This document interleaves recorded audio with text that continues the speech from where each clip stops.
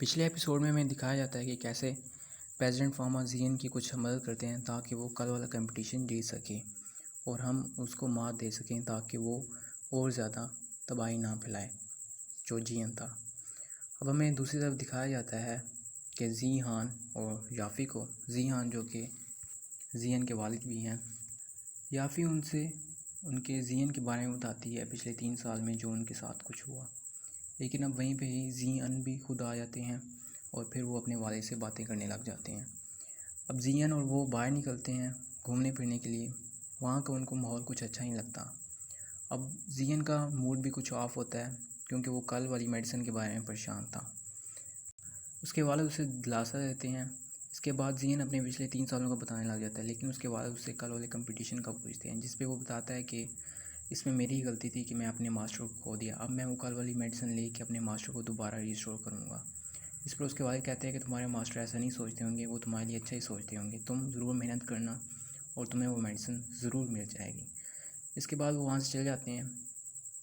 Next day जैसे ही जियन उठता है तो उसे पता चलता है कि उसके वालिद जा चुके होते हैं। जब वो आइस एम्पर से पूछता है तो वो कहता है कि उन्हें कोई काम था, इस वजह से वो चले गए और वो आपको डिस्टर्ब भी नहीं करना चाहते थे। अब आइस एम्पर और बाकी सब जियन के साथ उस कंपटीशन में चले जाते हैं जहाँ पर अब सैनिक भी आ जाते हैं और वो वहाँ पे पहरेदारी भी करने लग जाते हैं। अब वहाँ पर कंपटीशन स्टार्ट होने लग जाता है। प्रेसिडेंट फार्मा, मास्टर जिया और आइस एम्पर भी वहाँ पे मौजूद होते हैं। सब लोग अपने अपने ओवंस को निकालते हैं। हर कोई अपने ओवंस एक ख़ास तरीके से निकालता है अपनी शक्तियों को यूज़ करके। मिस्टर ली भी वहाँ पे होता है, उसके अलावा राजकुमारी भी वहाँ पे मौजूद होती है। अब उसके बाद बारी आती है जियन की कि उसने अपना ओवन निकालना था। अब जियन एक सिंपल वे से अपना ओवन निकालता है और उसका ओवन भी बहुत ज़्यादा सिंपल होता है। मास्टर जिया उससे पूछते हैं कि क्या तुमने इसे कुछ अच्छा नहीं दिया, जिस पर आइस एम्पर कुछ नहीं कहते। इस पर प्रेसिडेंट फार्मा भी कहते हैं कि मैंने कल जियन को अपना मेडिसिन और कुछ अपना सामान भी दिया था, लेकिन उसने वो भी नहीं लिया और उसने मना कर दिया। उसने कहा कि मैं सिर्फ अपने मास्टर का सामान ही यूज़ कर सकता हूँ और मैं वही करूँगा। अब इसके बाद कंपटीशन स्टार्ट हो जाता है। सबको रेसिपी दी जाती है और सबको कहा जाता है कि उन्होंने एक पिल बनानी है और जो पिल बना लेगा वो जीत जाएगा। सब लोग अपने अपने फर्नेस को निकालते हैं और फिर आग लगाना स्टार्ट कर देते हैं। लेकिन जियन एक अपने अजीब तरीके से आग लगाता है।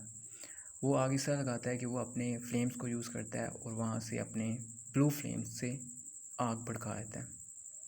ये काफ़ी सबको शॉक कर देता है क्योंकि उन्होंने पहले ऐसा कभी नहीं देखा था।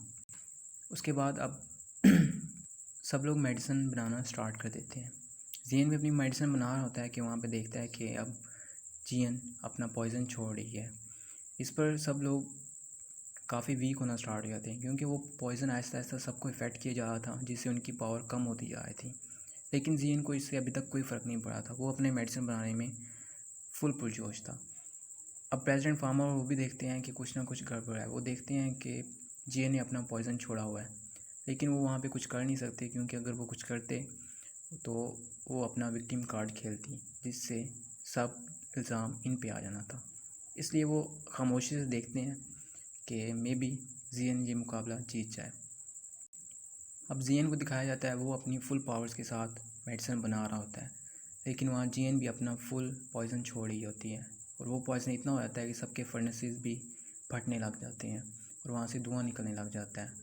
अब जियन भी बहुत कमज़ोर होने लग पड़ता है क्योंकि उसकी पावर्स कम होती जा रही हैं। वो पॉइज़न ही इतना तेज़ था जिसकी वजह से जियन को काफ़ी मसला आ रहा था और वो सही से अपनी मेडिसिन बना नहीं रहा था। दूसरी तरफ जियन अपनी फुल स्ट्रेंथ के साथ अपनी मेडिसिन बनाने में मगन थी।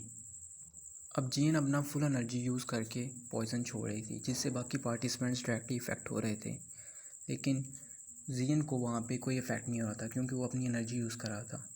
अब जियन उससे बचने के लिए अपने इर्द गिर्द एक शील्ड बनाने लग जाता है। वो अपनी फुल एनर्जी यूज़ करके और हेवनली फ्लेम्स का इस्तेमाल करके अपने इर्द गिर्द एक शील्ड बना देता है ताकि वो उस पॉइज़न से बच सके और इसका इफ़ेक्ट किसी को भी ना हो।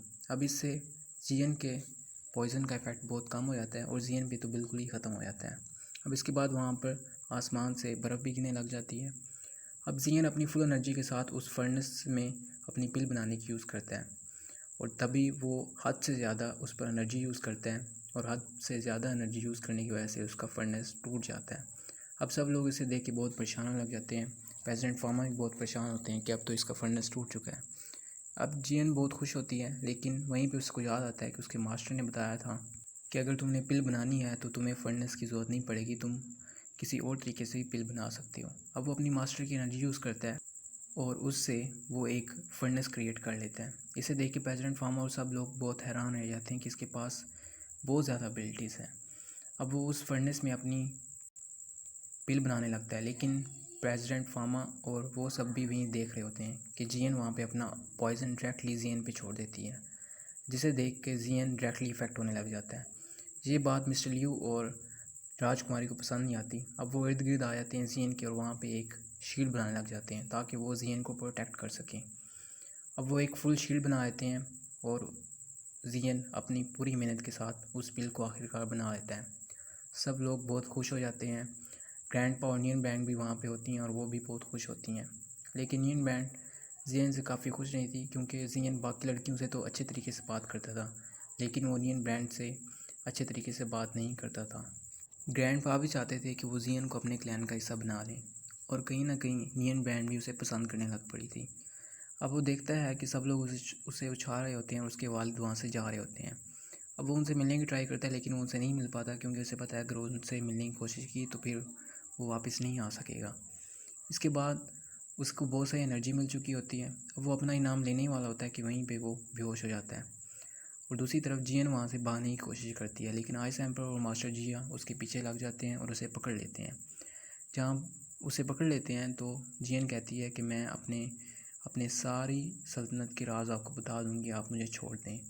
लेकिन आइस एम्पर उसकी बात नहीं मानता और आखिरकार उसे मार देता है।